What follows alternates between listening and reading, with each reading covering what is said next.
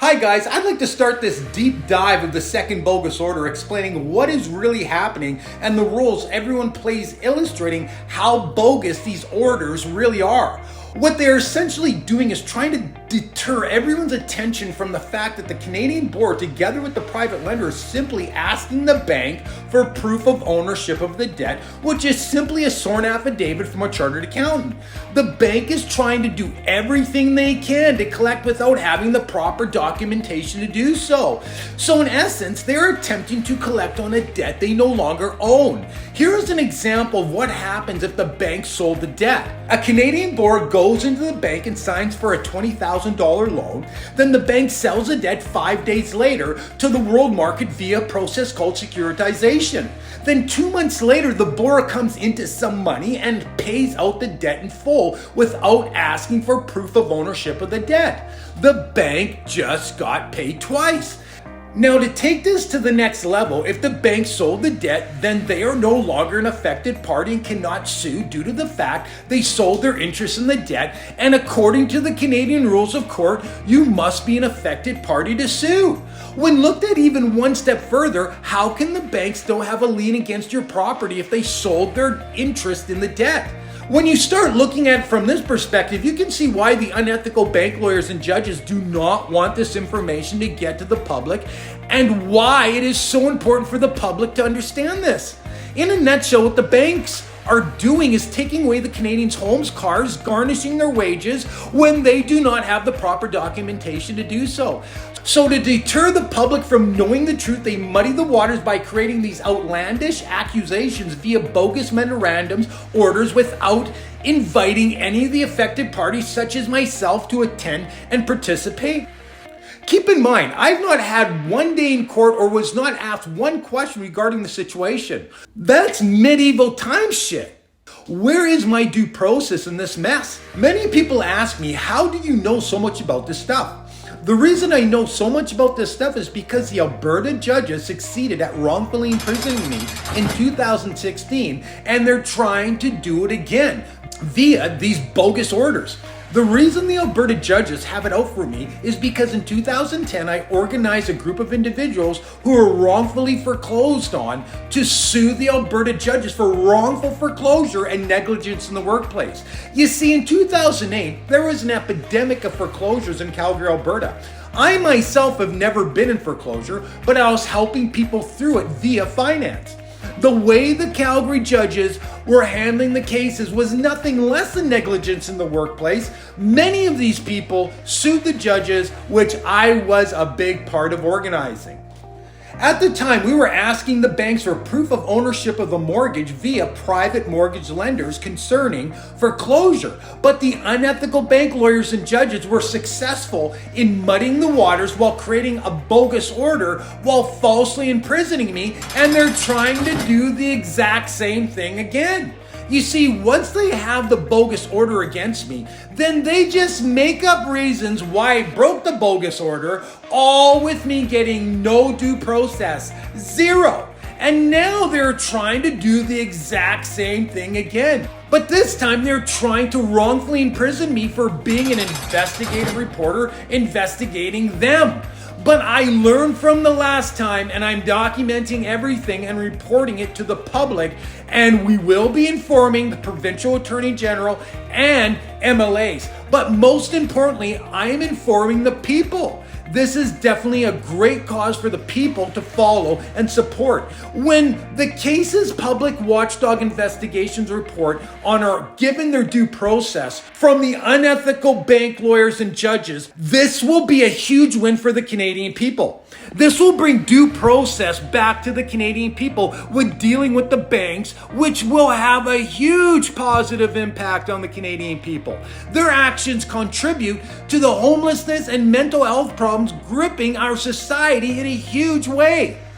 Okay, now they never just stop at bogus orders. They always have slander as part of their plan. In 2014, they slandered myself and another gentleman, Derek Johnson, going as far as using the newspapers and CBC News to report their lies and their bogus orders. All because myself and other Canadians were asking the bank to prove they own the debt before, together with the private lender, paying them out in full. To further muddy the waters, they will focus on the slanderous lies that they themselves made up via the bogus orders that are totally irrelevant to the root of the case, which is the fact that a Canadian, together with a private lender, is asking the bank for verifiable proof, and the bank cannot prove they are still the rightful owners of the debt. To muddy the waters in this present situation, they have accused me of creating a service to represent people as illegal representation via UnitedWeStandPeople.com. So essentially, they are saying I'm acting as their lawyers, which they have zero proof because I'm not. The truth is that we are investigative reporters reporting how unethical bank lawyers and judges are screwing the Canadian people by taking away their due process. What a coincidence that they're trying to stop us. This is the angle they are using to frame me for something I did not do, all while stopping freedom of the press, while allowing the banks to collect on debts they no longer own. How many other people have they done this to in the past, using intimidating bogus orders? This is simply slander and harassment of a Canadian investigative reporter who reports on the actions of unethical bank lawyers and judges taking away the due process from the Canadian people.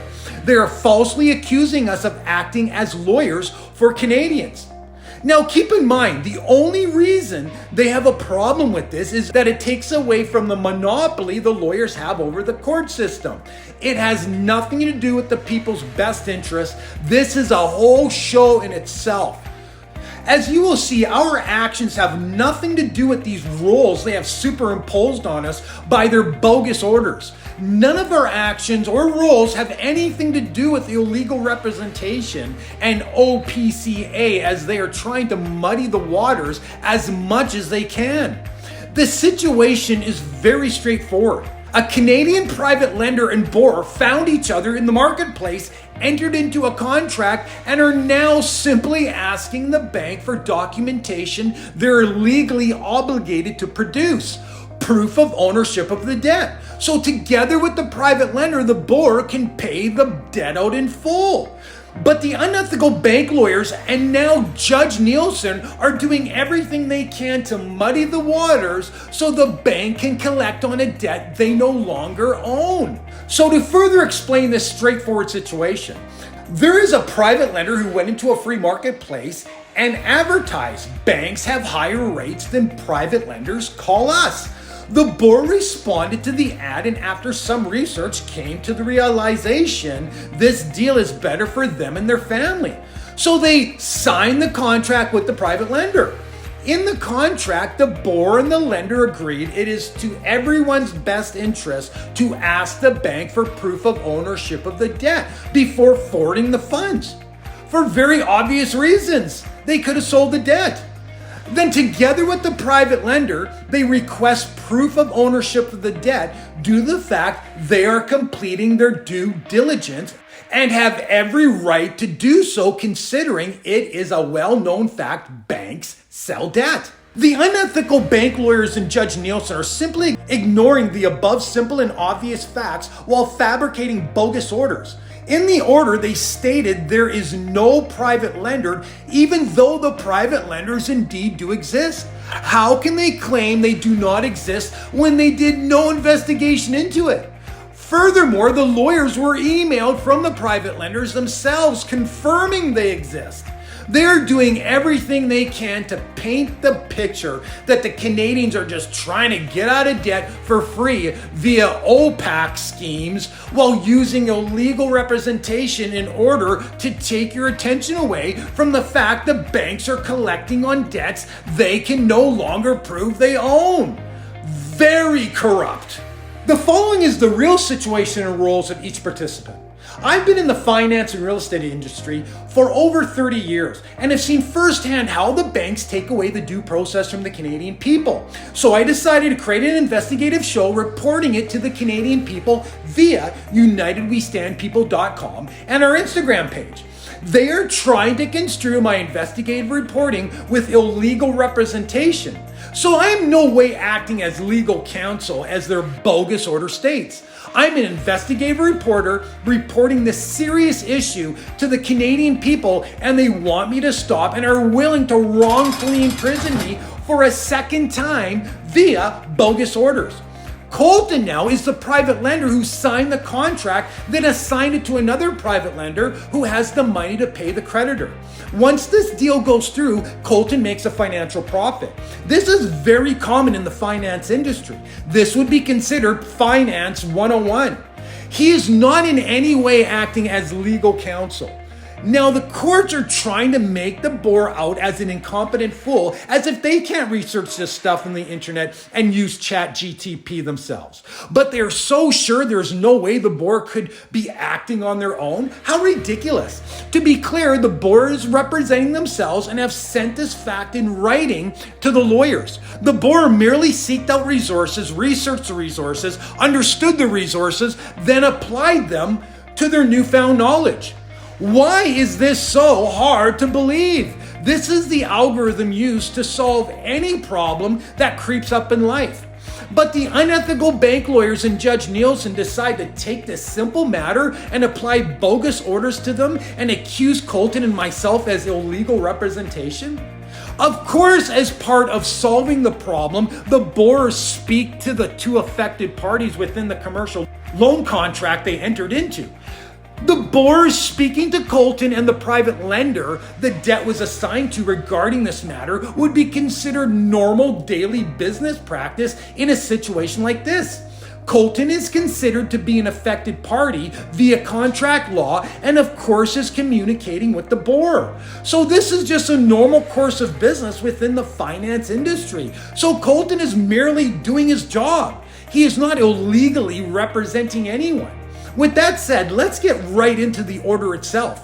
A very important fact to be fully aware of as we went over in the deep dive of the first order regarding every time they mention OPCA, Judge Nielsen already proved himself wrong via the AVAP response.